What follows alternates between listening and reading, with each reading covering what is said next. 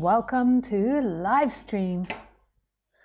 Nice to see you nice. I'm in my jungle again, as you can see.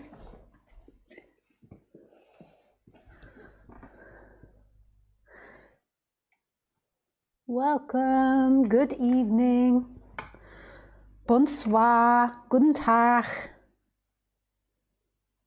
That's it, that's all I know. Konnichiwa, but I think, yeah, konnichiwa. I do know another one, I think.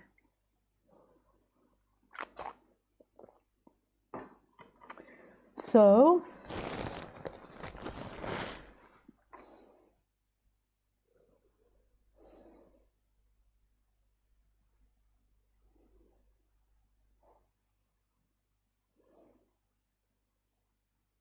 how are you this evening?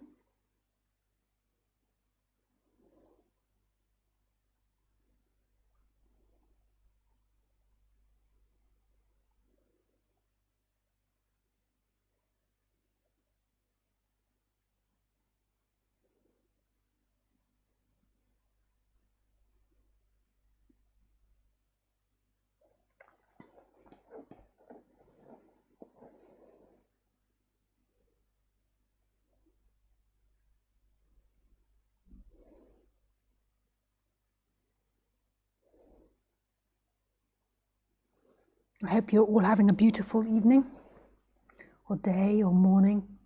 So we shall start as usual with doing a meditation. So if this is your first time on live stream, then I'll just quickly tell you the rundown of the order. So I do a meditation for 15-20 minutes, and it's just sitting there. And then I do the introduction, so that's based on the title. And then at about 7 p.m. French time, I do questions and answers, and you can write questions through Skype. My Skype address is Lisa Cairns 12, and if you want me to call you, just put call me and don't put anything else, because I'll look through to the calls to see who wants to be called, and that will be my priority. But don't put anything underneath, because I look through the chat. I don't know if you can imagine, but I just look at the last words of what you've chatted about.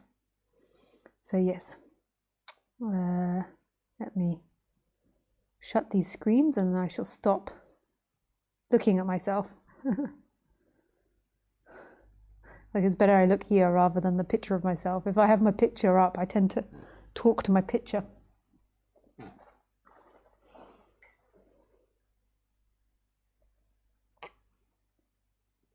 So the meditation. So we do this every week, and I always do a little bit of an explanation about the meditation. So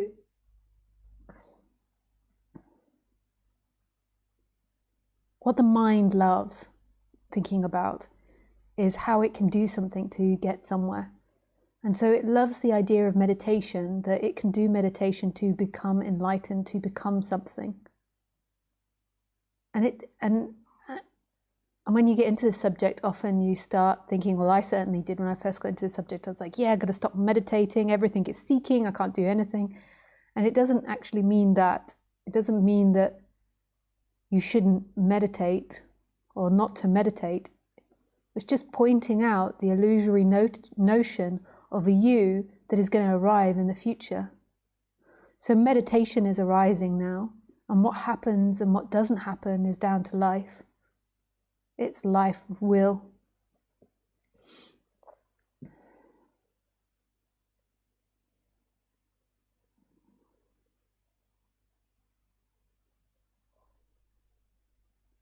So it's just giving it back to life. And then the mind loves the I am becoming. It's its favorite story. I am becoming or I'm not becoming. I choose or I don't choose. And then it feeds off that. So when we meditate, even though it seems as if I'm giving a prescription, I'm actually just giving a description of what we're going to do. And I'm not telling you that you're going to arrive at some miraculous place with light streaming out of all your orifices. I'm just saying, let's do this because I like it and it feels nice.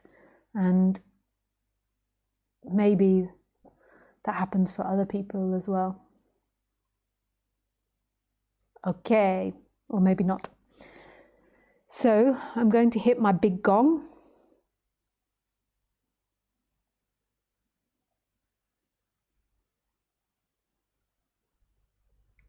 And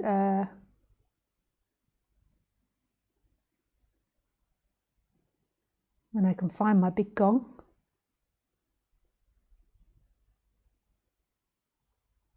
you can't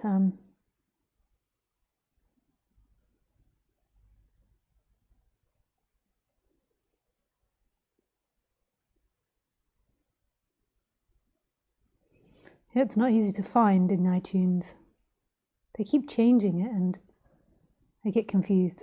Okay, so we're not going to hit my big gong tonight because I can't find it.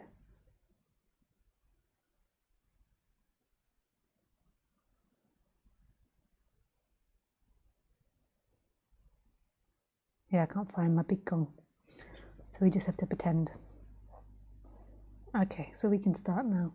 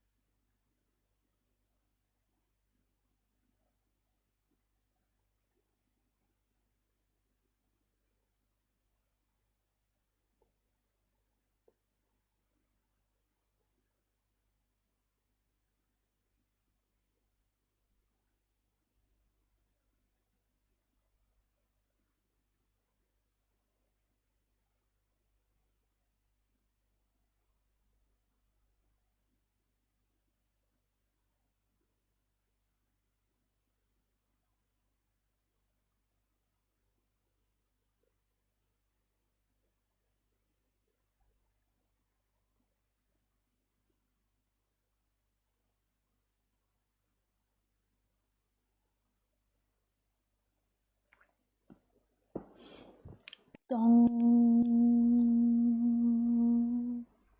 dong, dong. Okay, so let's start with the talk. What does it mean to surrender your will? Such a nice title.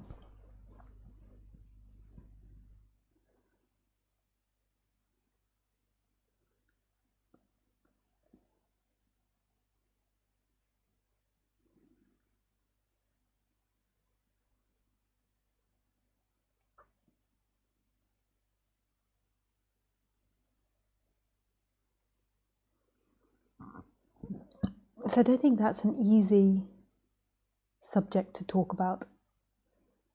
It's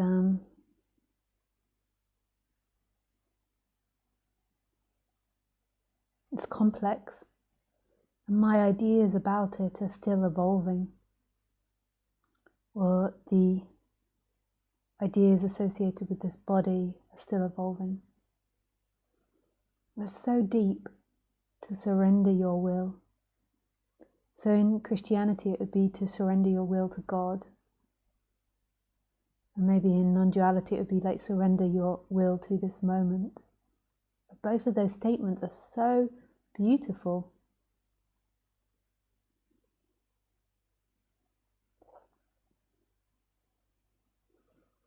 So I'll talk about it in perspective of non-duality. I don't know much about Christianity. I feel like you need to come down a bit. Kind of like really low in the screen. There you go. Yes, it's such a beautiful notion to surrender your will. Basically, the point to it is to let life move you rather than the person move you, rather than the identity move you. But that's like super confusing as to what that means. So, because life is also moving the illusory you as well. So the one that's trying to take control of the dream bus, life is also moving that. So whenever you speak about this subject, it inherently becomes very dualistic sounding, or it sounds very dualistic. It's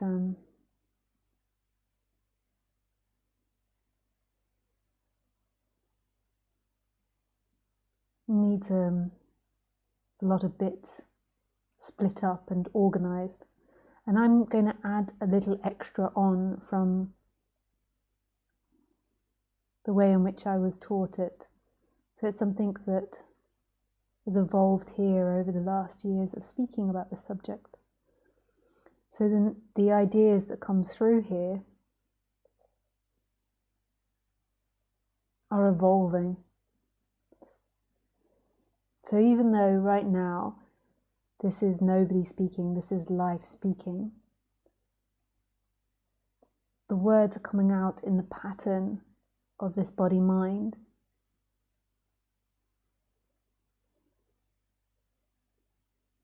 So this body-mind can only teach to the limits of its knowledge, and as its knowledge evolves, the words that come out will also evolve as well. But that doesn't belong to an epicenter called Lisa. That comes out right now spontaneously. So you could say that nothing or life is speaking, or God is speaking. But it comes out through the pattern of Lisa. And that's the add-on that I have from the way in which I was taught it. When I was taught it, you were taught, it's like a eradication of the ego, and then you surrender to God's will, and then God acts you, like God moves the body. And then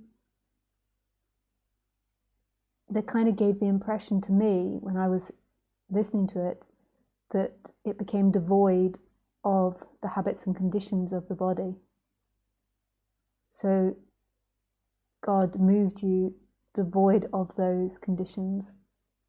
And especially like in Course in Miracles, they speak about it all coming from love.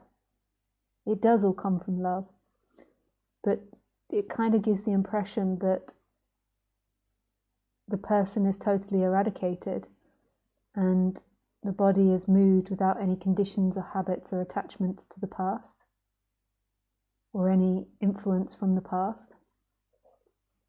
And after my awakening and then starting teaching, that was something that was a bit conflicting to me, because I could see that my body was certainly acting out of conditions from the past.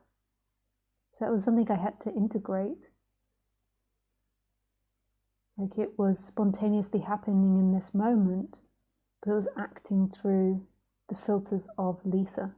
So I picked particular things. I behaved in certain ways. I could look at the patterns of the past, of what I'd done and where I was going.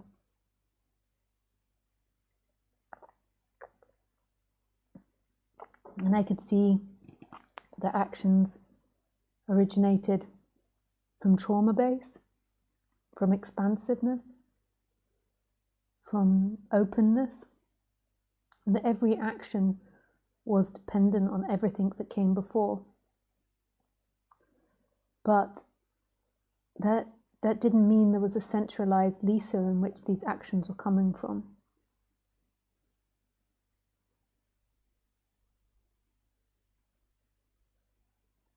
And that's the difference. There's an appearance of a Lisa, there's a character called Lisa, but that character is not the experiencer.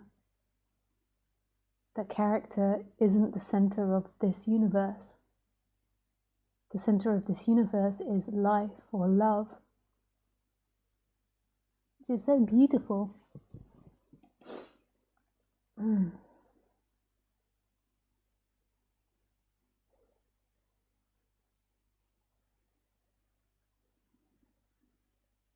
that did conflict with me, from what I remember, like internally, like an idea.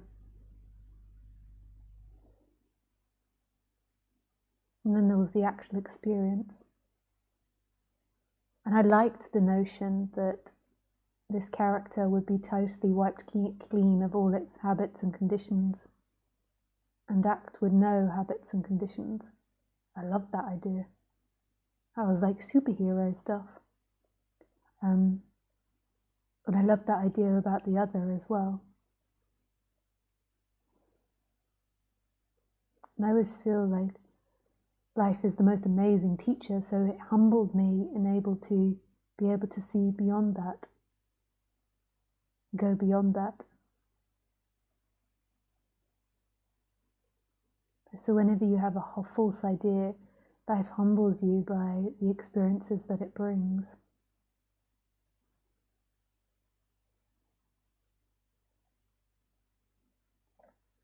So everything that's spoken now is coming out of nothing, but it comes out through the pattern and the information that is linked to this body. And that also changes the way in which other teachers speak. Like I remember watching this documentary about a teacher, a Christian teacher. So he wasn't non-dual, but he very much was into the notion of surrendering to God's will and letting God act through you. And he claimed that God acted through him, and he had a follower, and they lived in the desert somewhere in America. Well, not the desert, but in the countryside. It seemed like it was hot in the middle of America somewhere. I suppose they had like what we would define as a cult. And he claimed that, and there was this scene where a scene after he'd slept with his son's wife, and he claimed it was God's will and not the character's will. The character didn't want to do it, but it was actually God's will. And that plagued me in my mind, because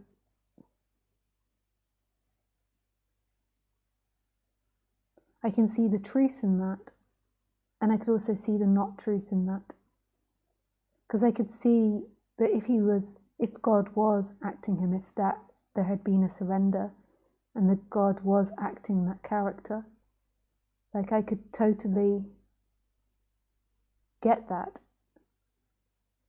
that's what God's will was.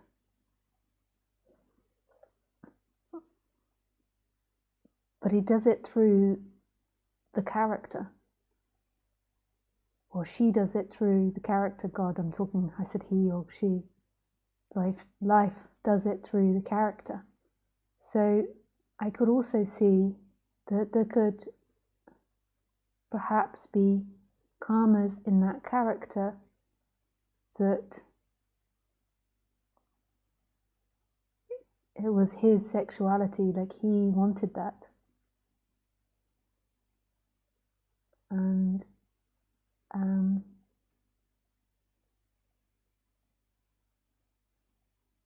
like maybe there was like a passive aggressiveness towards the son,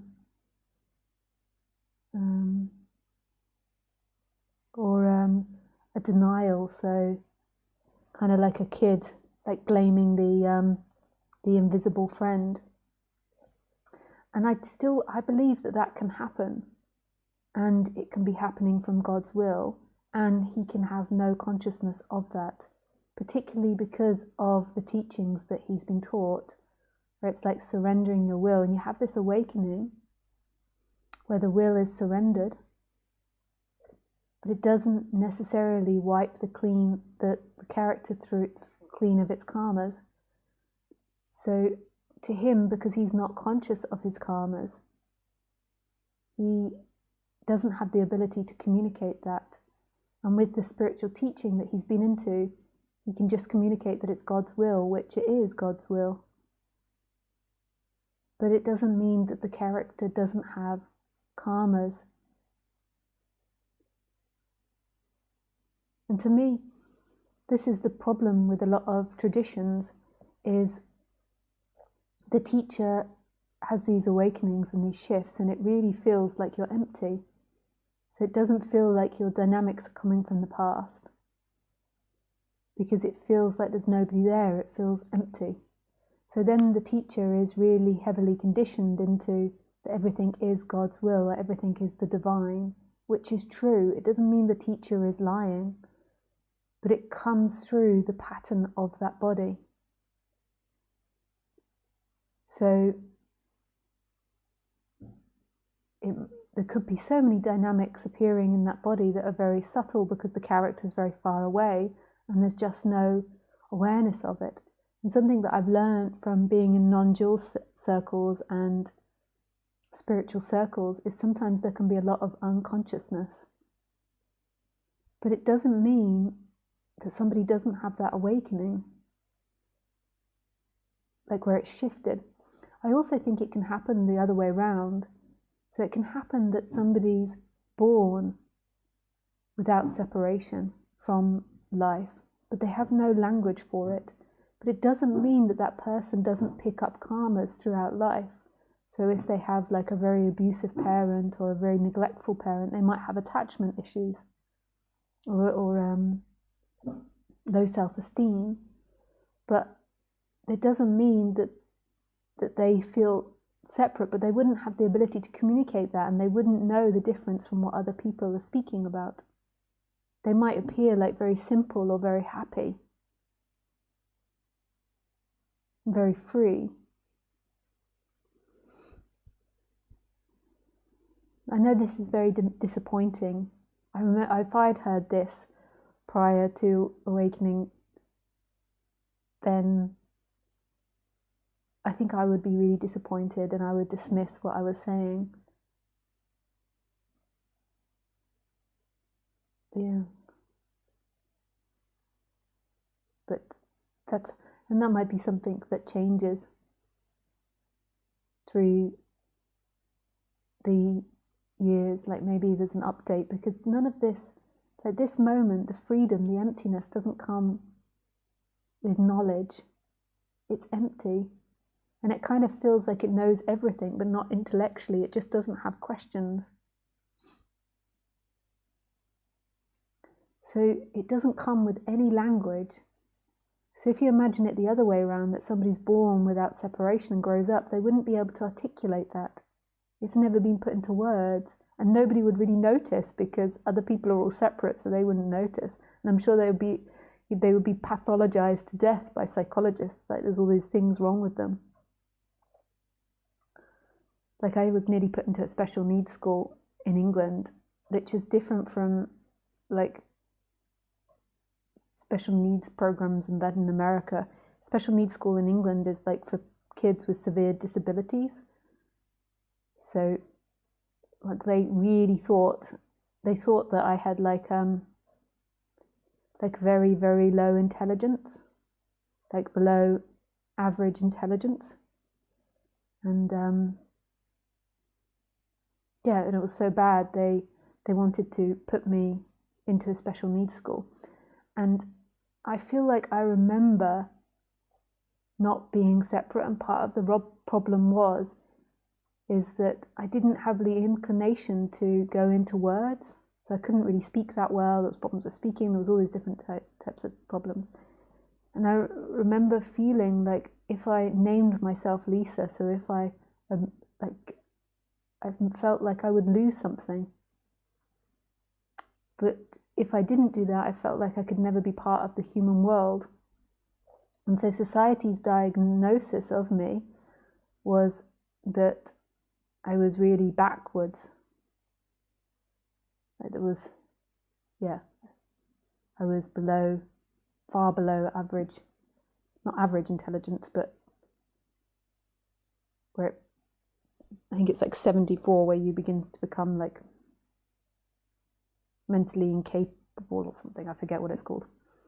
And then my parents couldn't accept this, so they at the time my dad was working for something called the Dyslexia Institute, and he was a computer programmer, so he wrote their programs, and so he told them about me, and they said to him, why don't you get a dyslexic test? But they didn't know anything about it. And so the school's advice was to put me into a special needs school. And my mum went and got the test, and then I came out with intelligence of something like 127 to 137, which isn't really high intelligence, but it's above average. And it really shocked the school, because they thought that I was like below, like what's that, like below that mark. It's not average intelligence, like it's 74, it's like below, like where you become like the mentally disabled. And the school was like really shocked, and my parents were so angry that they removed me from the school and put me into private education, because the school to that date had kind of just been sitting me in the corner as the naughty kid, like and on the table with the naughty kids, and I was never allowed out at break time because they'd said I was naughty.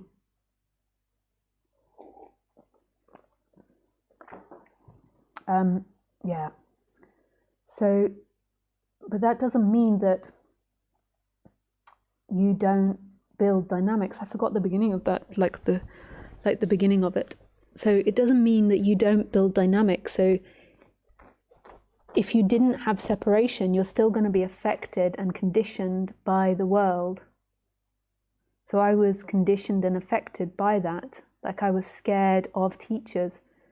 Even though at that age, I think there was a great freedom, there was like a fear of teachers. And this is this is our mistake on the human level. This is where we give gurus too much power, and this is also where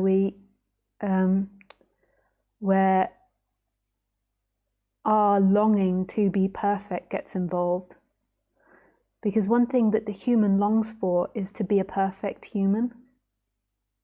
Like it wants, because if it's a perfect human, then it's all powerful. It's like the most special power that you can have if you're perfect. So if you become enlightened without any dynamics, without any conditions and habits and difficulties, then you don't feel vulnerable again. You don't lose in an argument like, I'm enlightened, I have no dynamics left, therefore it's always your fault. Like you're always unenlightened and I'm the enlightened one, and it's always your fault. And I can see why that's an amazing teacher. Like I went through gurus and always pointing out my dynamics and denying any dynamics of their own. The great thing about that was it made me focus on my own. So I don't actually disagree with it. Like I think it was really beautiful. But I think it's untrue that teachers don't have dynamics. So what we normally do is we make teachers like an icon that's very separate from us. So we have all this imagination onto them. You know, we see them sitting on stage giving talks, and there's nothing wrong with that. How else are they meant to do it?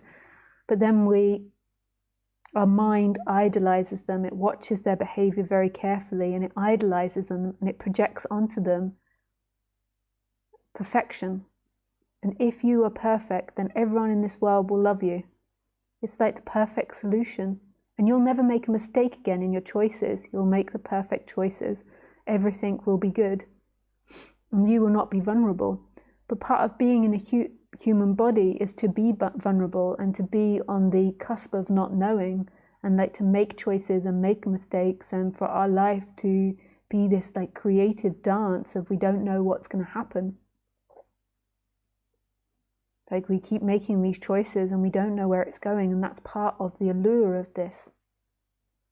Like we're always in this moment, but this moment changes dependent on the choices that these bodies make. It's really like exciting game. But that's very vulnerable, especially when the person can perceive that. So a dog can't perceive that. The dog is just being in every moment. It can't really perceive the timeline, but the person can perceive that my choices will affect things. Like my behavior affects you, or my behavior affects my children, or their behavior affects me. So it's really vulnerable. So we put the teachers on the pedestal, and I'm sure that you do it with me as well. You put me on a pedestal as me, someone other than you, and then there's a wanting to be like that. But that's all in your imagination. And it's actually the opposite to what's being talked about here. What's being talked about here is a freedom of what is.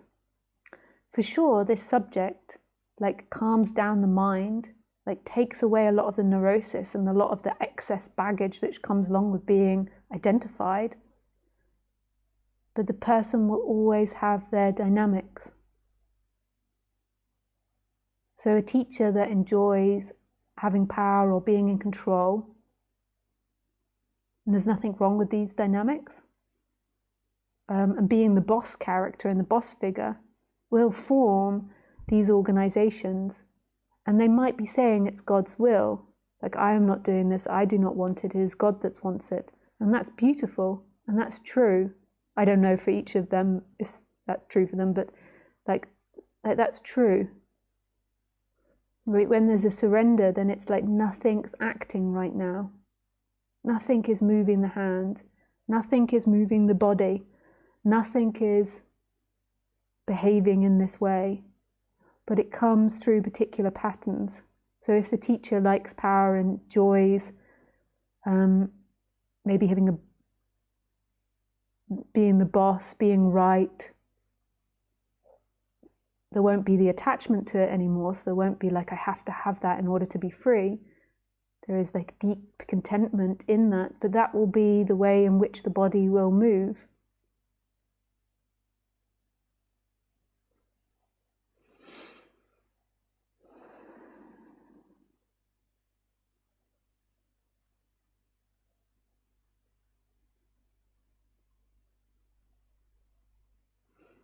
And it's really beautiful because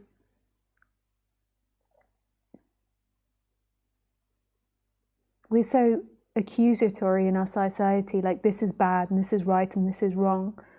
But what's really beautiful about this message is really seeing that there is no bad or right or wrong. There is simply what's happening. And actually acting out of nothing is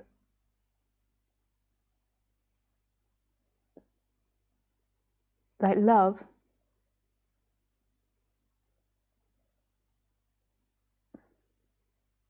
Even if it's acting out of that nothing and the teacher has a desire for power or desire for control, if it comes from that nothing, then it's absolute love, no matter what they do. Even if it's sleeping with students, which is like the big no-no, or becoming super rich and having like 1,000 Rolls Royces, it's love. And that's different from somebody acting out of separation and hate. When they're acting out of hate and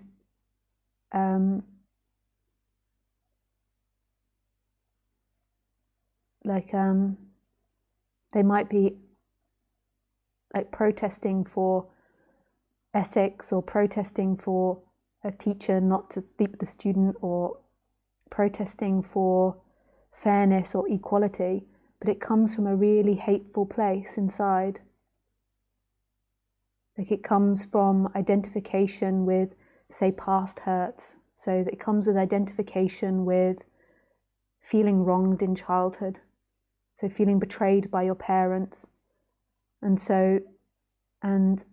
there is identification with that, and then there is a deep seeking to get revenge on the parents, or to punish the parents, or to never let what the parents did to you happen to someone else, or get fairness. But it's coming from a place of hate and seeking and contraction. And what you could say as like the personal will, the one that's trying to drive the dream bus, but that sounds a bit too accusatory or a bit too superior. It's just coming from a place of seeking. Like you're doing that in order to get love, and when you're doing that, like it's what you could define as hate. Whereas the other is just coming out of love. Even if that person, so if the teacher is no longer identified with that, they might still have a rebellion against the parents, like not wanting to be like their parents. Maybe they have the same issue. But it comes from love. In every moment it comes from an expansiveness, so it's a different vibration. So it actually means, what I'm saying, which is quite radical and it might change, is that the way in which we judge ethics in our society is completely wrong. So even if you voted in like a really fair, what would you say, a really fair government, whatever you deem a fair government to be, if it doesn't come from that vibration of love and expansiveness, then it will always come from this place of hate. So it will be like a hateful vibration. It will be like an unethical karma, you could say, even though that's like really rubbish. But I mean, like it's from this vibration of darkness, of greed, of separation. Even if they're like really fair to the people, it will still come from seeking energy, and in the end it will be a disaster. That's really outrageous for a female teacher to say, especially in this society where we're currently like really into persecuting goodness and badness. But goodness and badness come from ego. No, it doesn't come from ego. The attachment to goodness and badness comes from ego or separation. Eve ate the apple of knowledge and they became aware of their nakedness and the awareness of what's good and what's bad, and nakedness is bad, and then they get chucked out of the Garden of Eden. Whereas the other one is acting like what I'm talking about when that ego drops. It's like acting out of a spontaneity, acting out of an emptiness and not knowing, like really giving over your will to God with the dynamics of that body-mind. So you really like give it over to God, and it doesn't necessarily look like what we think it will look like. It could look like a teacher sleeping with all the students. It could look like a teacher stealing people's money. Whatever you think is bad, it even could look like murder. But having said all that, what's coming out of nothing now is the urge to pee-pee. Pee-pee is happening. This is the karma when there is a female speaker.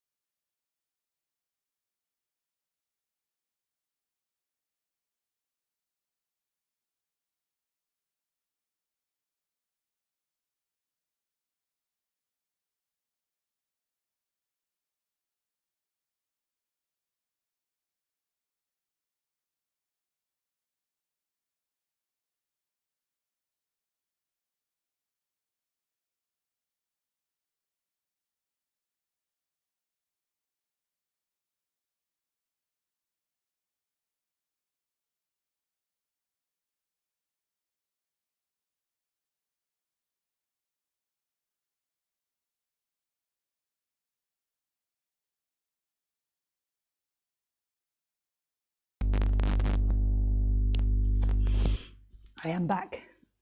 So let's put on Skype so we can do questions. So remember, if you want me to call you, please put call me, and don't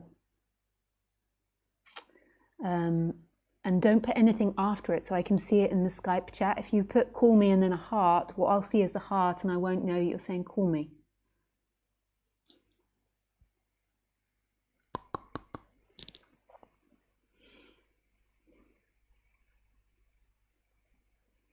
Hi Lisa, what will happen to us after death? Is tea better than coffee? Well, thank you.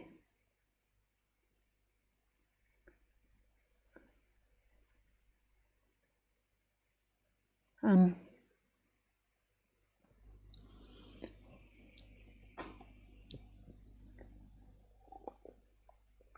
you know what's better than tea and coffee? A bit of cocaine.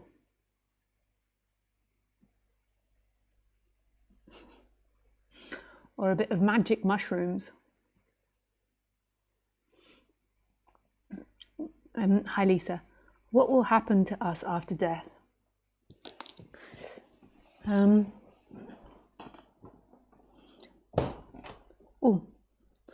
sorry. What will happen to us after death? Je ne sais pas. I don't know if I say that correctly in English. Je ne sais pas. Is this what we say? Yes? Je ne sais pas. Basically, that means I don't know what happens after death.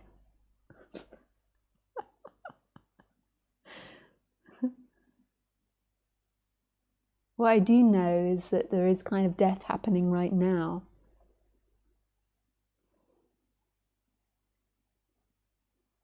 And I do know that when the physical body dies, there will be an expansion into love. it's the same as what happens in awakening. Because there is a letting go of this body, then there is this expansion into love. But I do not know what happens after death, as in if there's a rebirth. Presumably there is rebirth, because life can't stay in nothing forever. But in the end, I don't know. I just know that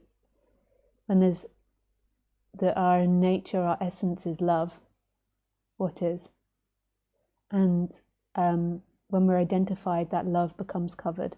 And when something dies, or when there's an awakening, or when there's a shift, then there is a going back to that love, that complete contentment. Danke, danke.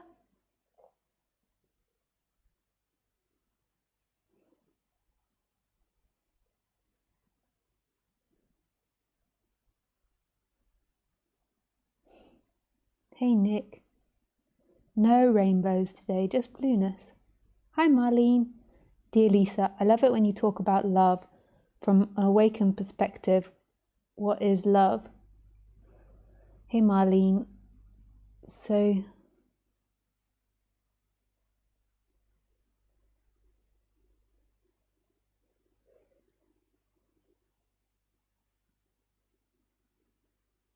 love isn't a thing. It doesn't belong to something. It doesn't belong to a person, a house, some possession that you have. Like, it's not dependent on something. It's not dependent on an emotion or an object. So to me, love is the birthright of all beings, and it's the natural state of things, everything. And it's empty, it's not a thing, it's mystery, and it's all things. And it's only found here in what is.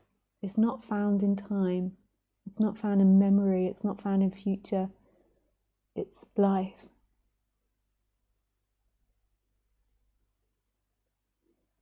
Just so beautiful. Like, you could say, when you stop looking at good and bad and right and wrong and you and me, and there's a surrender into what is, you could say is that life is having an affair with itself. It's like a love affair. Like the movement of the clouds, the wind, the trees, when they're not seen as separate from you, as outside of you, they're so close and intimate, present.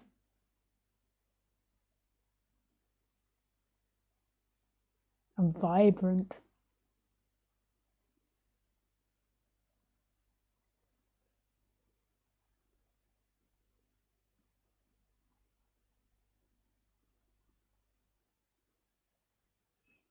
Thank you for your question. So if you want to call in, please write "call me" and nothing else after the "call me."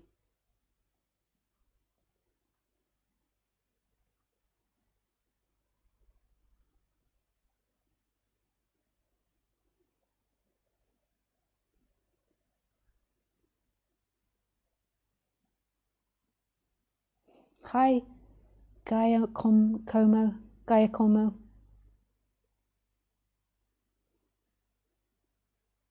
Is the I am the sum of all sense perceptions?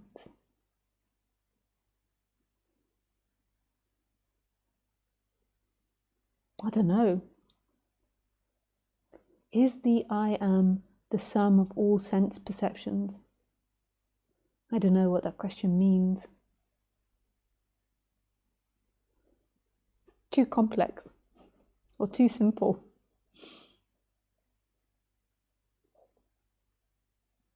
Je ne sais pas. Je ne connais pas. I forgot that one. Hey SP. Hi Lisa. Stop with descriptions. People like us who are watching need prescriptions, not descriptions. Sure, non-duality sounds great. Congratulations. How the heck does that help me?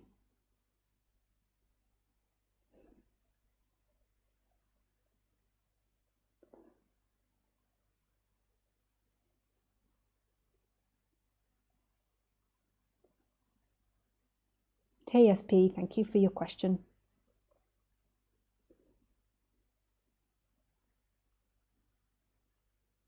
I am to stop with descriptions. So that's interesting. Like if we were in a one-to-one session and you said this to me, I'm not going to do it with you now because firstly, you're just words on the screen and we can't really interact. And then secondly, I don't want to get too personal with you because it's on the internet and I don't want to expose you on the internet. So I know you that's not your real name. So SP, you say stop descriptions. People like us who are watching need prescriptions, not descriptions. So if we were in a one-to-one session, I would ask you to look at how that's making you feel, because that's the interesting part. Like, so what it sounds like is, it sounds like, from my perspective, that you feel victimized by me in some way. And then through being victimized, you're saying to me, stop doing that, Lisa. Like you're trying to be firm to say, you're hurting me, stop doing that. Which is interesting because I'm just giving a talk. And you apparently can choose to listen to the talk or not listen to the talk. So to listen to the talk and then feel victimized by it is really interesting. So if we were in a one-to-one session, I would just guide you into how that makes you feel. Because I would assume that there is something in this that makes you feel victimized, and then there is seeking on top of that. There is an unconsciousness of it. Like, so it's not registered. Like, so there's something that's happening that's not necessarily seeking, it's just karma. And then there is not registering it, and then there is seeking. So then there is a belief, an energy, which could be really strong. Like sometimes I get people so angry with me, an energy that is seeking to change the outside world because there is a belief that it's taking away your freedom in some way. So I would explore that, and it could be all types of things at the base of it. Like, so there could be, it could be that as a child you felt very crippled by your parents. So you didn't find your parents helpful to you, but you found them crippling. Maybe you found that they were too overbearing, or they pushed their will onto you, or they pushed their ideas onto you. So there could be this. There could also be the opposite to that. Like maybe your parents showered you with love and gave you too much control, too much independence, too much freedom. And through that, there became like a superiority, that I'm better, I know better than others. And there came like this annoyance towards other people, or this superiority towards other people, and other people angered you because you felt like you had the right to speak, you have the right to the ideas. So it could be, so that's something that you discover in the body. And that's a habit, that's a condition, like I was speaking at the beginning of the talk, that's arising, that's happening. That's conditioning from the past. And that doesn't necessarily ever have to change. But then what happens is you are unconscious of that. You don't necessarily even have to be conscious of it, but you're unconscious of that, and then there's a seeking energy that's coming out of that, which believes that freedom is found in controlling me, or stopping me, or changing me, the speaker. Because that's quite strong what you wrote.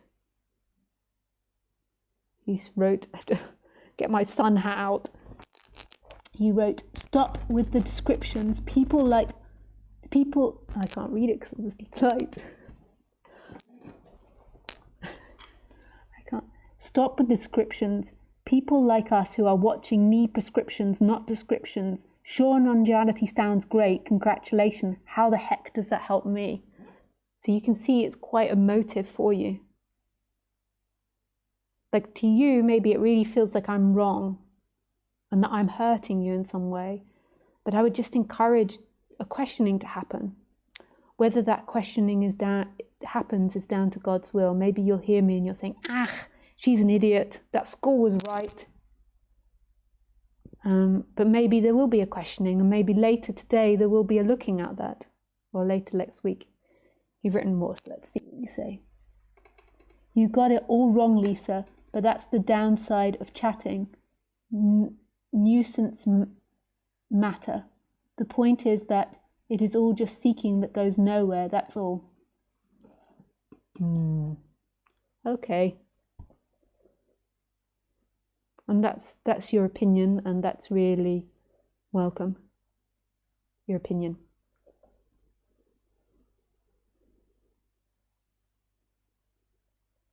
But it doesn't sound like you really want me to answer to you or speak with you. It sounds like you feel like you need to correct me, which is totally valid if that's how you feel. It doesn't mean I have to take that on board. So maybe now it's better I move on. But I appreciate you.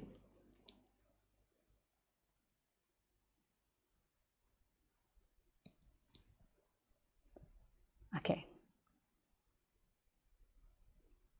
And so I appreciate you, SP, and you're so welcome to think and feel anything you do. It's really valid, your thoughts and your feelings. Okay, Hassan. Hello, Hassan. Hi, Lisa. I'm glad to see you again. I have a question. If there's no free will, and I can see there is not, what makes Jesus, Ramana Maharshi, Buddha, and other awakened human beings, so to speak, enlightened? What is the difference between them and the others that made them wake up? Thank you.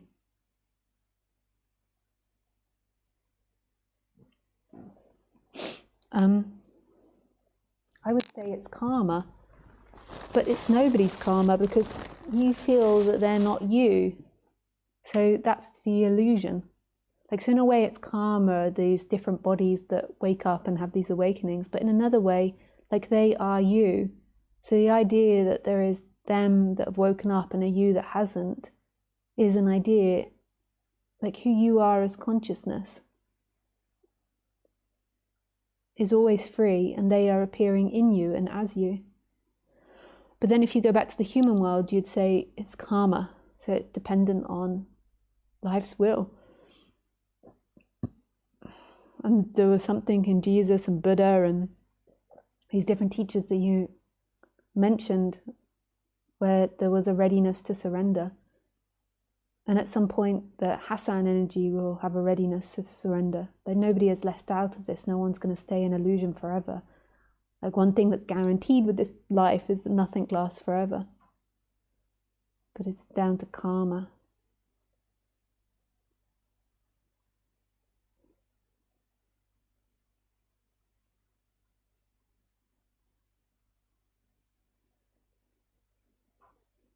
But how does that make you feel? Is that sending you off into hopelessness or despair? Because that's not what it's meant to do. So it's just checking in. So I say something, and if you're not hearing it from the perspective of love or openness or the freedom in which it's intended from, if you're hearing it from a contracted or violent or angry or despairing place, then you're not hearing it from that emptiness, that beyond place. You're hearing it from a personal reaction and then believing that personal reaction to be true. And there's nothing wrong with that. That's totally okay. But it's just noticing, because I could maybe say it's karma, and then the person could go into a big monologue, internal monologue about how they're never going to make it and their karma is shit and what's the point in living. And that's not what's being said when it's answered that it's karma. It's actually really beautiful and freeing if you heard that. So a lot of the time the person is very unconscious of itself. And one way to become more conscious of the personal self is putting attention in the body. Like my teacher used to say, the body doesn't lie, but the mind does, the thoughts do.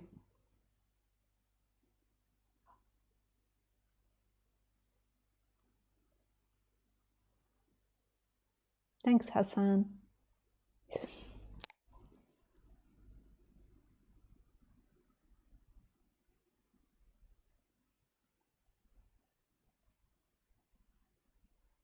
Hi Bia. So if you want to speak to me live, then please put call me. Just call me with nothing else underneath, otherwise I won't see it.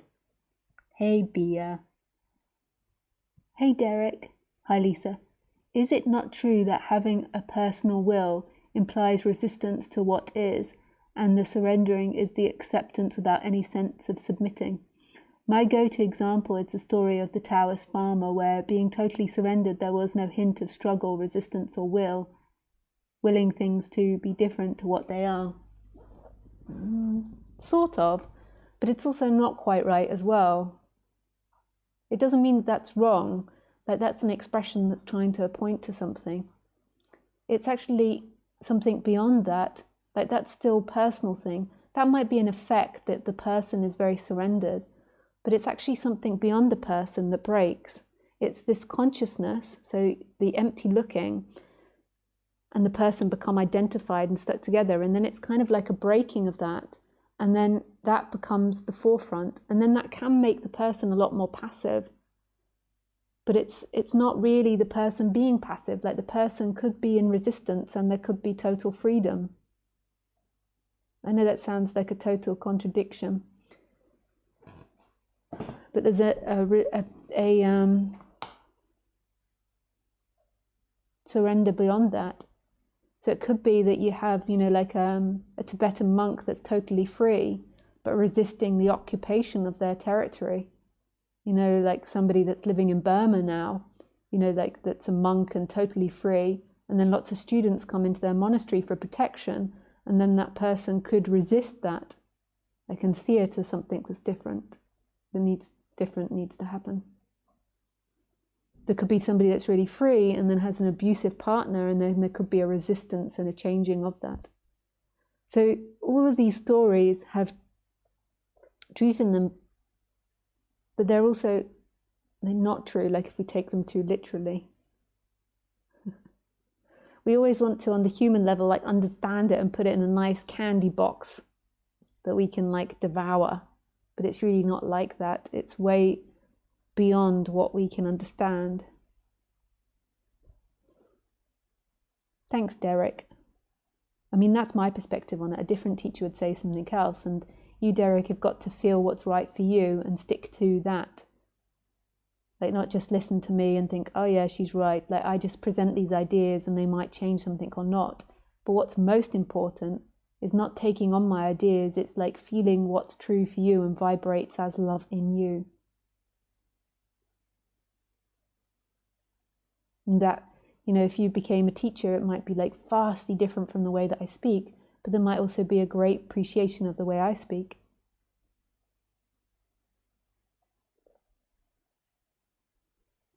Hi Andre, hi Lisa. I'm a little confused by the latter part of your talk. Isn't everything coming from life, love? So even things you say come from a hateful place?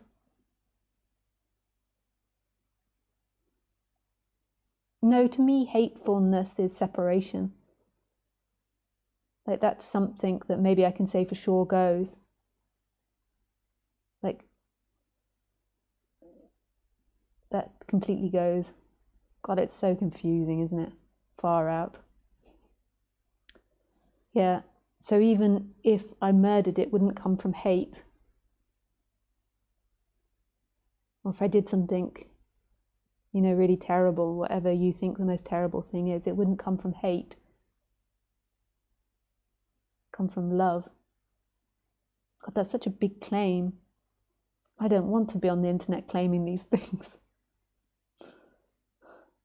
That's God's will. Yeah.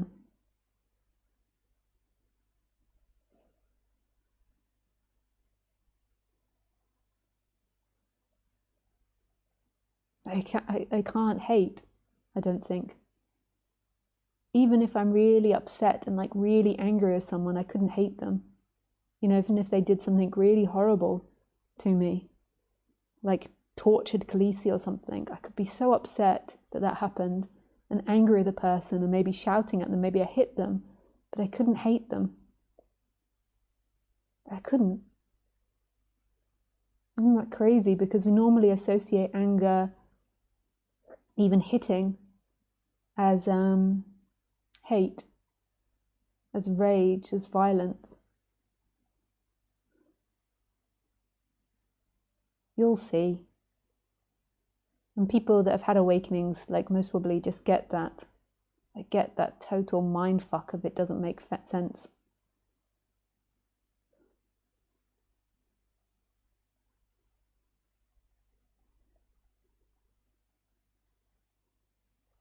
Thanks, Andre, for the question. Isabel. Hey, Isabel. Hey, Kim. How to deal with anger and frustration. Thanks, Kim. So anger and frustration tend to come from the solar plexus. And anger isn't all negative. Anger can have positivity in it as well. It's like action, but it's often suppressed and very hateful, and then turns into frustration and rage. So it's a place of the solar plexus. So you can look up the solar plexus online. You can find exercises to help release that energy. You can understand the psychology of the solar plexus and what you're suppressing. So it's often about a lot of suppression. So the solar plexus, I'll tell you about the solar plexus. So the solar plexus is where the ribs meet in that triangle. So it's just there. So the ribs go like that, and the solar plexus is just there. And it also has points all over the body. And in its positive, it is a sense of action, that you can do something. That this is on the human level, that you're empowered, that you feel like you can do something, that you feel like you can make choices, that you feel like anything is possible, that you can do things. It's all about action and making choices and feeling empowered to do that. In its negative, it's also about knowing what you want. This is all on the human level. In its negative, it is a sense of feeling trapped. You don't know what you want. You can't choose. Feeling frustrated. Feeling stuck. Feeling meaningless. And then at the bottom of that, feeling depressed. And you can heal the solar plexus through health. And you can also heal it through psychology. And you can heal it through energy work. And you can do all of those together as well. The psychological part I'm most probably best at, rather than the energy work and the health work. So I also think that it can be related to food, it can be related to periods, it can be related to like backache. All different types of things can make your solar plexus go into more negative energy. So I would be better at the psychological and like exploration of the solar plexus. And it's basically, it's on the psychological level, it's not understanding choice and action. And so in childhood, your parents maybe, and maybe your karma as well, didn't enable you to balance choice and action. So you can have a ferocity where you're too overactive, where choices and actions are too important to you, and if you don't get what you want, then it's meltdown. So there's too much attachment to it. Or you can have, on the other extreme, like not knowing what you want and not knowing how to get what you want or how to choose. And both of them most probably are karmic, so come from past lives, come from your family line. And then also in this life, maybe growing up with parents or family that didn't help you in that area. So in a balanced household, and I certainly didn't have this, I think a lot of people didn't, but in a balanced household, your parents will know what they want and will know how to enact it, but with also empathy towards other people. And they will teach you how to realize what you want and how to enact it, and also how to have empathy with other people and it to be balanced. So also understanding you can't always get what you want. And the way that I suppose parents do this, I'm not a parent, but just as an idea, it would be that you reflect back to the child, like this is examples, You reflect back to the child what it is they want. You talk to them about the possibilities of getting what they want and how they would do that. You encourage the child to explore what it is they want and what they don't want. You compliment the child. You try to compliment the child more than discourage the child from its choices. So the child makes a choice, and rather than like reflecting back that it's a failure, you try to say, okay, so if it doesn't go so well, you go, well done for making a choice, but it wasn't successful this time, but maybe you could do it like this or that next time and you could have a better outcome. So you help the child, like you don't shame the child, or you don't make them wrong for what they choose. You try to encourage them and help them gain confidence in choosing, but also reflecting back to them better ways maybe to do it, or encouraging them to think of better ways to do it. This is just an example. Most of the time, what a lot of parents do, not all parents, is they are trying to control the child and get the child to fit in with their wants, because that's what's easiest and that's what they've been taught. So they're trying to control the child and then encourage the child to fit in with the parents' wants, which is appropriate, but it's all in balance. Like, you have to explain that, so this time mummy's getting what she wants. Like, so you're making it really clear so the child has a consciousness of it. But a lot of the time it's like the child is shamed for their wants and told off and suppressed. And then what it does is it grows a child that is either like overly determined to get what they want, or they're in constant rebellion to you, or the child is like really dependent and really confused about what it wants. And then as the child identifies, it creates identity out of that. So the one that's really confused might become really dependent on other people to make their choices, and really victimized or feel very victimized. Like, other people done this to you or done that to you, but it's never like made choice or made action. Then on the other extreme, you might get someone that bulldozes people with their wants and is very aggressive with their wants. So, and there's all different variations in that. And then the identity with it is the belief that, say, in the person that's very dependent, the belief that other people have taken away your happiness. And then the person that like bulldozes is that other things get in your way to happiness, and that you have to get that in order to be free. And that's the lie. The freedom is this moment. And the wants are pleasurable or painful. We prefer pleasure, we prefer to get them, but they're not your freedom.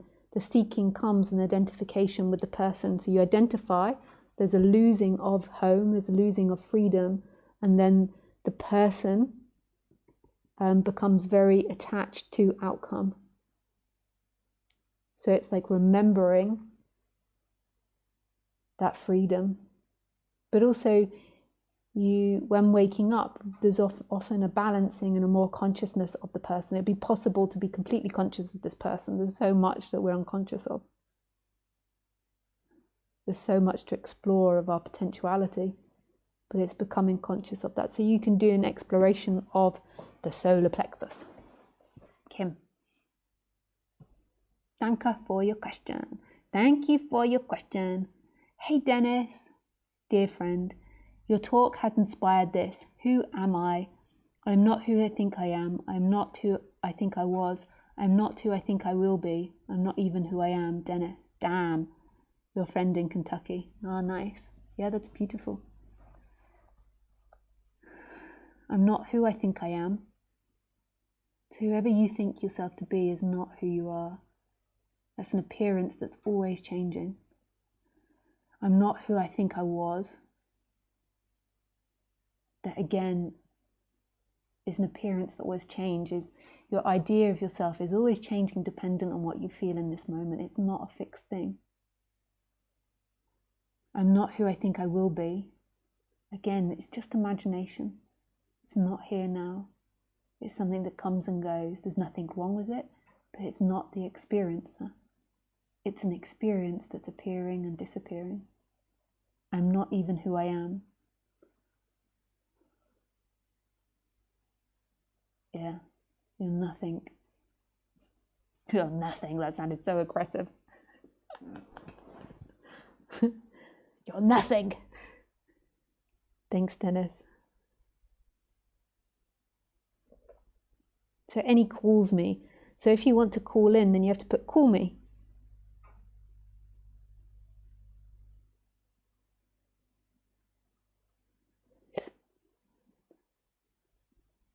Hi, Idna. Coffee or tea, what's best? Lisa's answers, cocaine. I love you. Thank you so much for sharing your awesome presence. I am loving beautiful, brilliant talks so much. Loving your beautiful, brilliant talks. Oh, sweet. Thanks, Ida. That's sweet. Cocaine.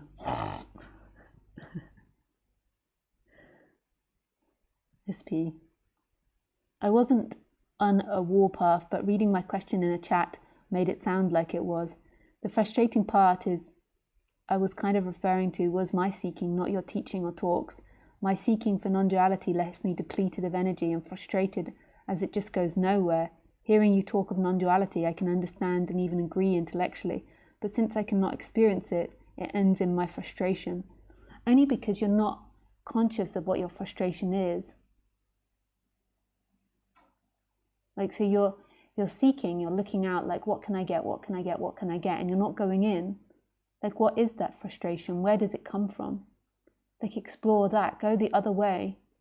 See the stories that are underneath the frustration, the victimization, the identification with I'm not getting anywhere.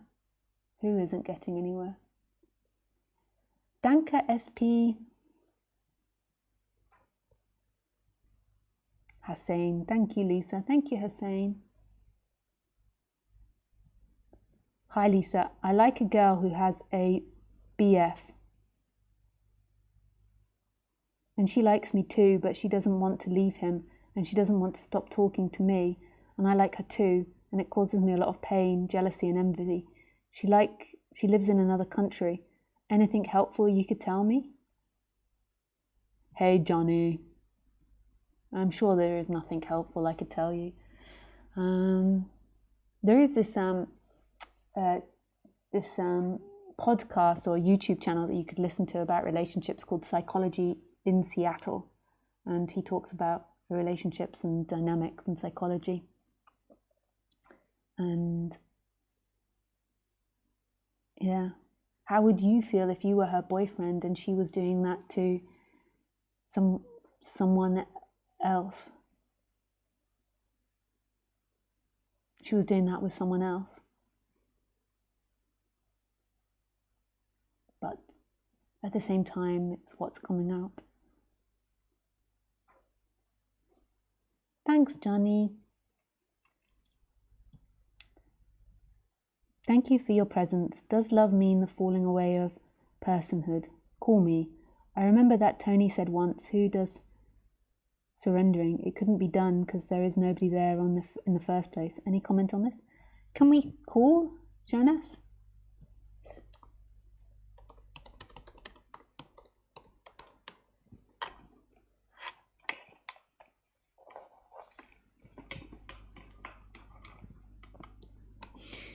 Can I call?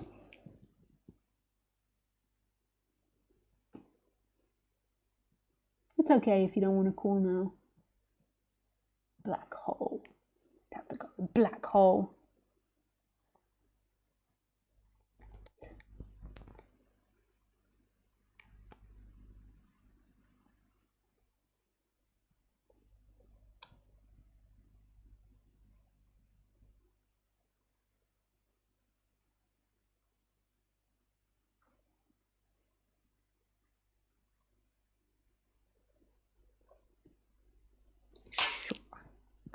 Okay.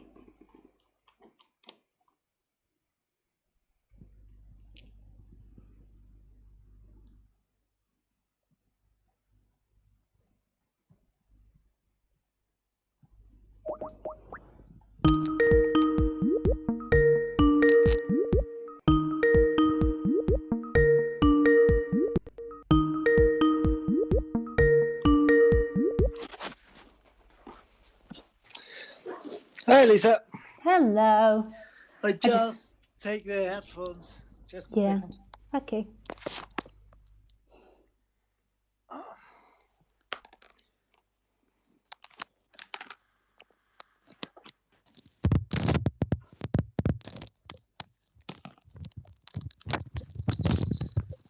You could hear me?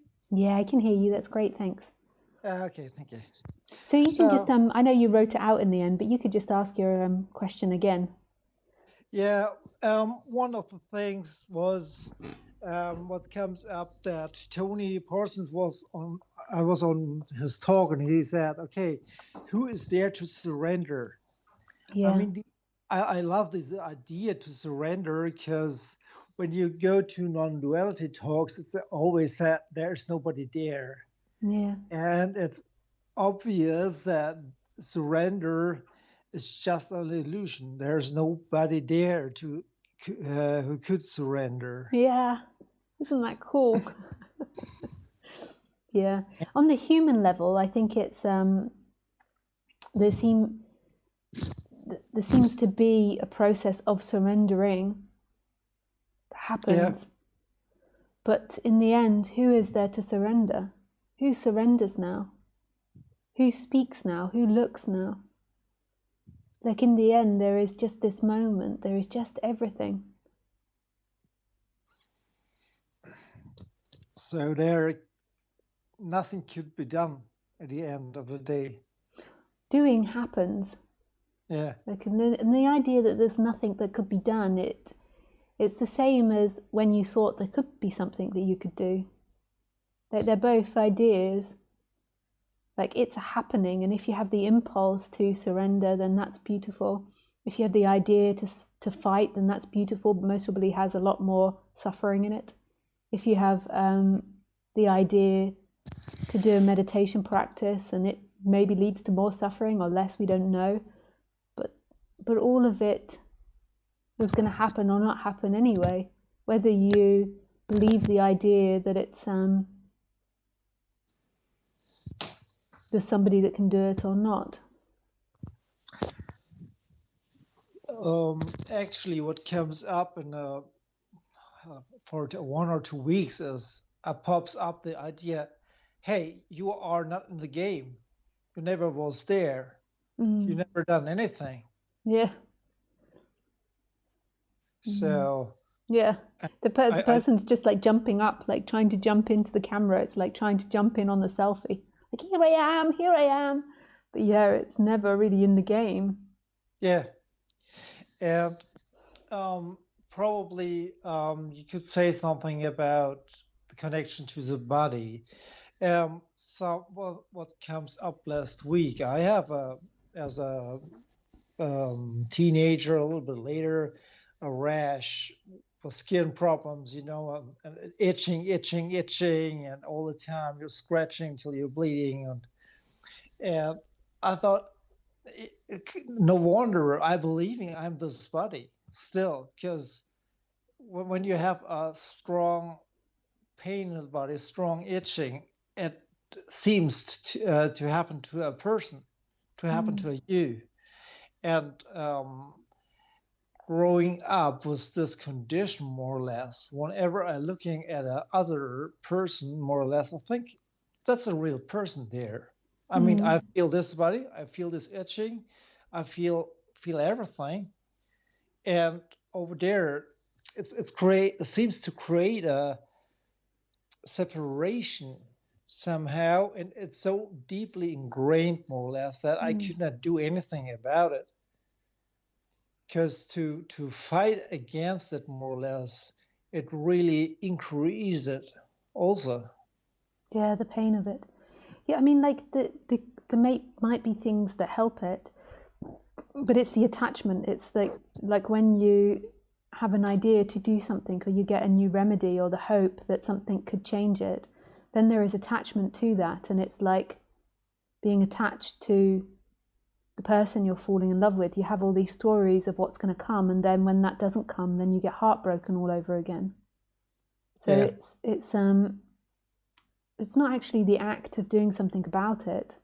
Like I have a scratchy back at the moment. Like I get into scratching my back because, yeah, I'm taking too many. I do the Wim Hof stuff, and I'm taking too many baths, and it's making my back dry, and then I get into scratching it. And I don't think it's maybe on your level. Like it's not that bad. I can restrain myself, and I don't feel it most of the time.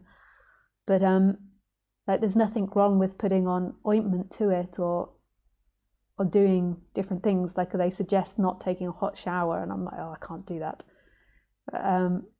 Like there's nothing wrong with doing that, but if you're attached to the outcomes, then it becomes big suffering because you've got a big expectation of what it's going to be like, and then when that doesn't happen, then it hurts you. What you're doing actually is you're using the idea of the relief to try to pacify you now. So it's like you have this hope, and then this hope is pacifying the suffering. I mean, this is all in the human world, and then it's sort of the attachment and the seeking gets involved in it. Yeah, because as long as you are in a strong pain or so, you try to looking for a solution. Yeah. You'd like to go out of it. Yeah, totally. And the end of the day, when you are objectify your life, and you say, I like to go out of it, because whatever you do, whatever you experience, in the end of the day, it's painful. Because whatever you gain or attain or whatever, you have to, you're gonna lose it. Because nothing is stationary; everything is passing. So, and especially what I recognized last week, I did not wonder why the seeking energy comes up, and it's really strong in some cases, because when you are feeling this kind of I'm trapped here in this body, you try to find a solution somehow. Totally. Yeah, totally. And there's nothing wrong with the attempt to find solution, but it's life's will as to what's going to manifest. So you put your desire out there, like including myself, everybody, we put our desire out there. Like, so desire comes up for whatever it is, and then it's totally life's will as to what's happening. And a healthy way on the human level to look at it, I found, but you might not find that, is that everything's a teaching. So if the pain persists, then it has to become your teacher, and this is a healthy way of looking at it, because then it's becoming something that helps you rather than this big bad demon that's like pulling you back. So if I was in that situation, I mean, I might be in like terrible agony and complaining all the time, but what I would aspire to is to see it as a bell, like that. Like if it gets too painful, if there gets anxiety around it, like using that as a bell to remind me of what is. Like, because it's only here in this moment that pain, you'll find relief, really, if it's really strong pain.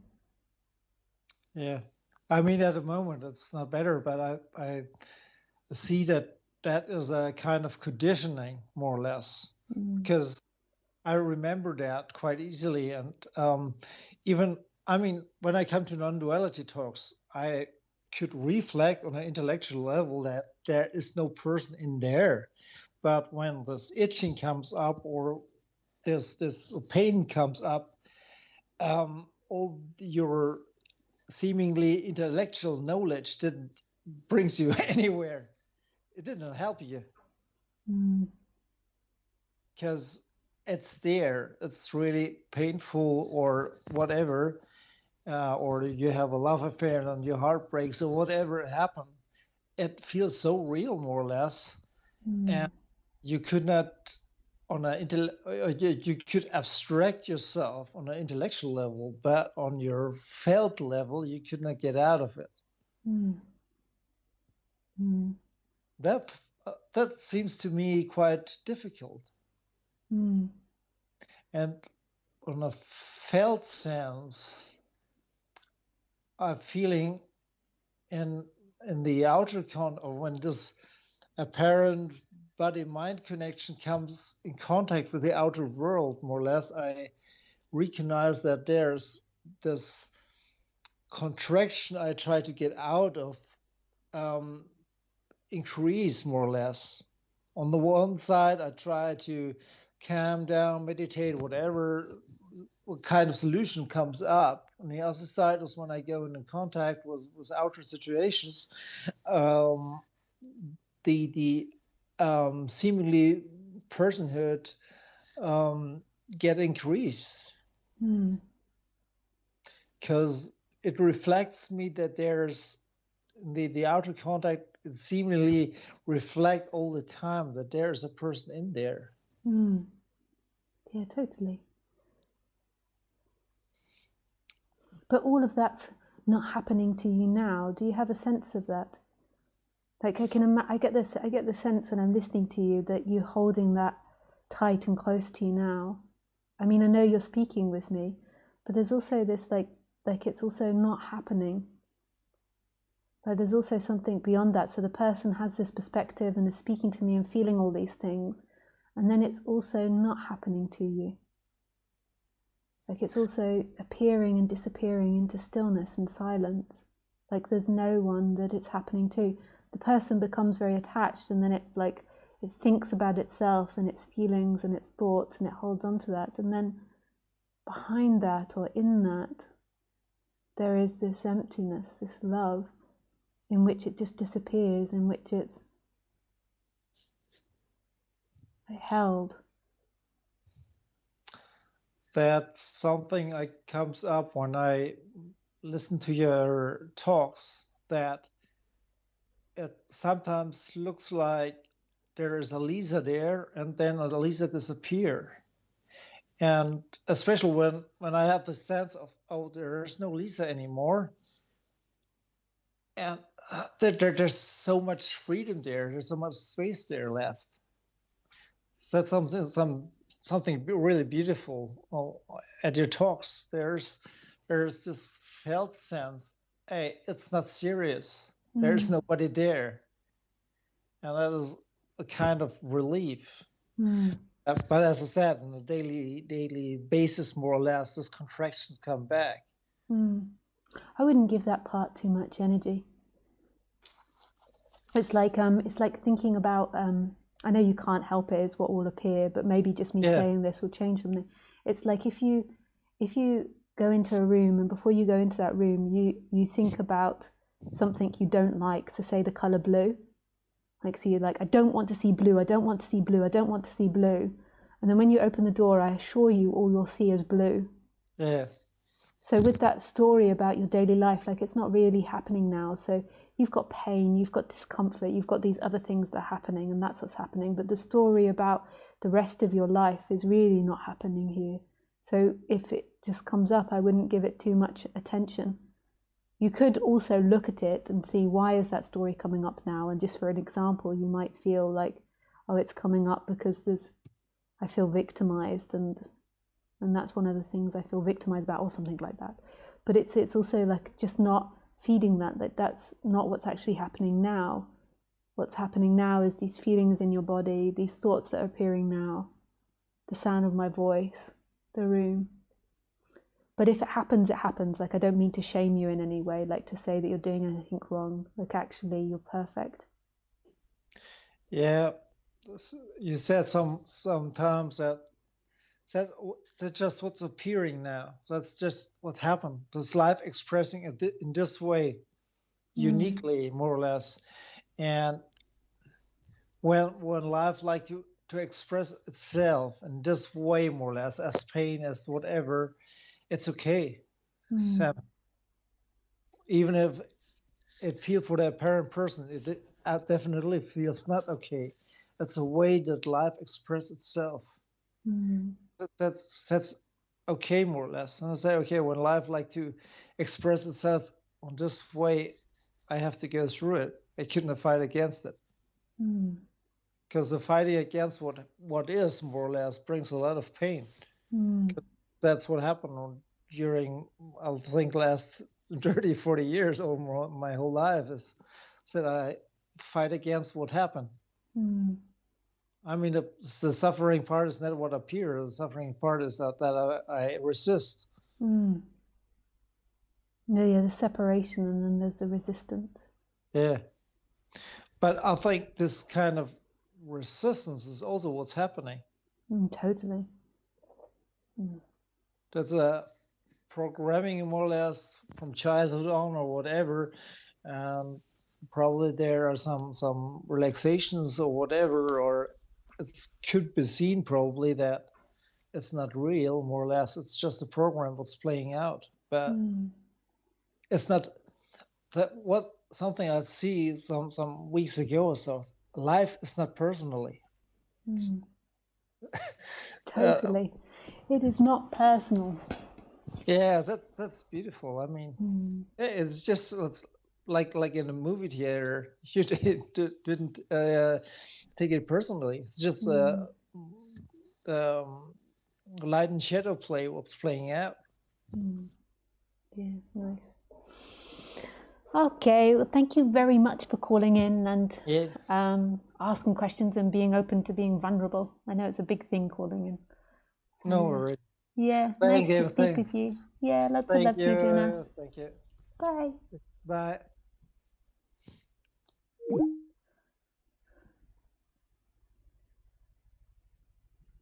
Hey, Amy. Let's just see if there's any more calls in. No. Okay, question. A few years ago, I had experience where, yes, you had the experience where Amy, my personality, disappeared, but I was still here, and it was profoundly beautiful, all love. A few hours later, my personality came back. Having experienced freedom, my personality now feels heavy, and I'm stuck in seeking. My question is, now that I've had a glimpse, how can I surrender and trust that awakening will unfold naturally in this lifetime before I die? The seeker in me is trying too hard. Thank you. Thanks, Amy, for your question.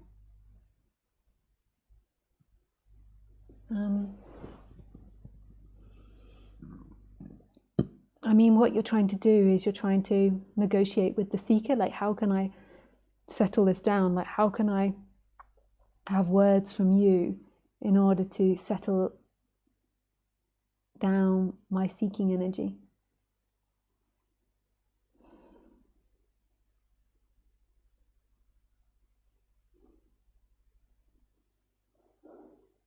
And it doesn't really happen like that, Amy. God, I got just such a rush of love when I said your name, Amy. Amy, what does Amy mean? I'm such a Looney Tune. Can't believe I'm looking this up.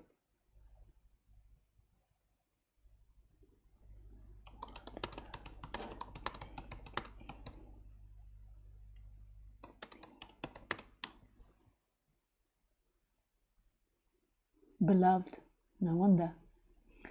The name Amy is a girl's name of French Latin origin meaning beloved. Amy is the English version of the old French name Ami. Beloved. So beloved.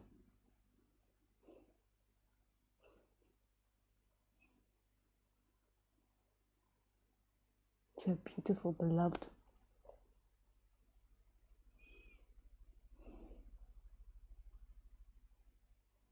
You are it. You know it, Amy. Your name is screaming it. Lisa is something like messenger of God, or Elizabeth is. You scream it, Amy. Every part of you. Otherwise, why would you have been named that?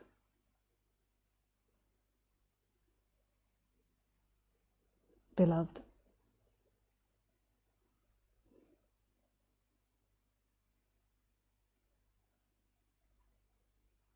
Every part of you is the divine. Even your seeking. Everything. The seeking, the wanting to get out of it, the pain, the joy, every part. It's appearing in that which you are, which is free.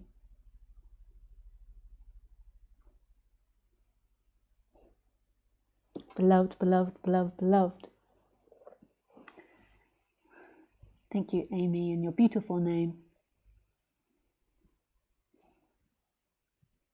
Lisa, you would look good with dreadlocks, but you still look good, of course, anyway. Yeah, but my partner thinks that they smell. I would love to have dreadlocks, but I think it would cause my partner a lot of pain. It's not, it could make him sound bad, but if you knew his personality, you would really understand. Thank you. But yeah, I think that like big dreadlocks on top of my head would just be like fucking awesome. Like, yeah, just really, I'd really get into that. Dear Lisa, Marlene, I've got another question for you, if it's okay. Since becoming more and more aware of myself and everything, I experience having more vibrant hands. When I touch a horse, for example, is this just imaginative or real? Also, sometimes nature seems to have another layer I believe I experience. Is this silly? Well, if it is silly, I would say that I find the same. So we're both silly. We're both in the silly boat to nowhere. Yeah, I would say that energy has a really, nature has a really particular energy to it, and they have different energies. Like sea has a particular energy, forest has a particular energy, cities have a particular energy, buildings. And they've all got these different nuances, and people also as well. And yeah, I find, but I even found that before my awakening, that I had energy in my hands. When I was like 17, I was at this like summer camp, and this girl that I was like with, she her mum was spiritual or something, and she did this like energy session with us. And we all had to like put our hands together like this and like feel each other's energy. And my hands like started vibrating with energy on the surface, and I just couldn't believe it. And everyone thought like I'd gone loony, and everyone was like laughing at me. But I was like, I feel that there's energy in my hands. I think that's also what they call like Reiki and stuff. Yeah. All sorts of bonker things happen when you get into this subject. Nothing is real, and we are living in a cult, the cult of society, which tells us really dull things of what we are. Like society tells us that we're logic, when really we're magic. So our cult of logic like dulls everything down. This is why we're infatuated by fantasy. Thank you for the rush of love. I feel it too. Oh, thanks, Amy. Beloved. It's so lovely to get to know what names mean. My name, Beta, is derived from Latin word beautiful, meaning blessed. Beatus, meaning blessed. Ah, yeah, nice. I forgot exactly the meaning of Elizabeth. There's something like messenger of something. My God, Hebrew, meaning my God is an oath, or my God is abundant. Gift of God, some people say. My God is bountiful, God of plenty. Pledge to God. And sometimes people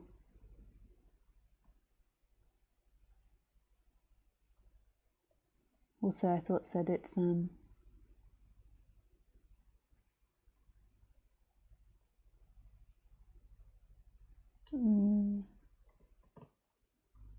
maybe it's Lisa, actually.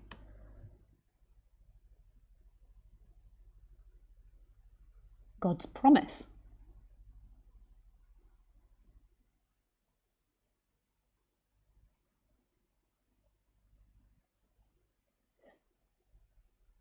Oath from God, devoted to God, or God is bound of you. I got it slightly wrong.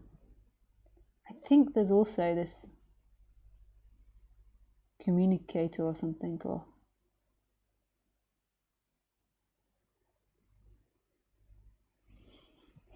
something like that. Anyway.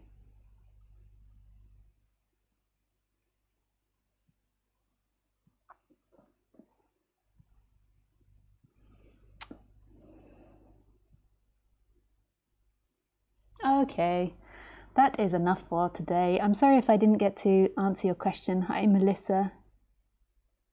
Hi, Johnny, Thomas. Hi, Lorianne.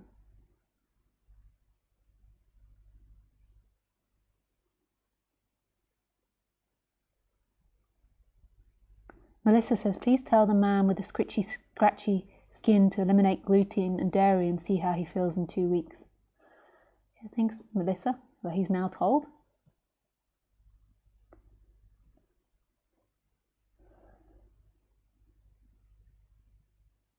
What do you want me to feel? I just talked to her.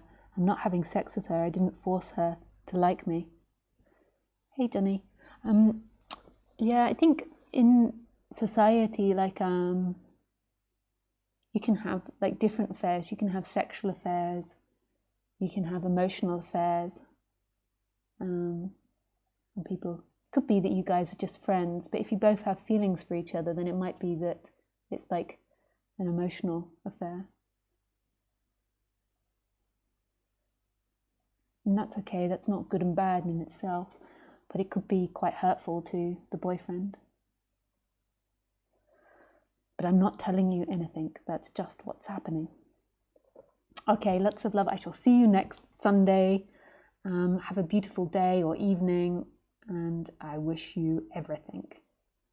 Everything, not just one thing, everything. Bye.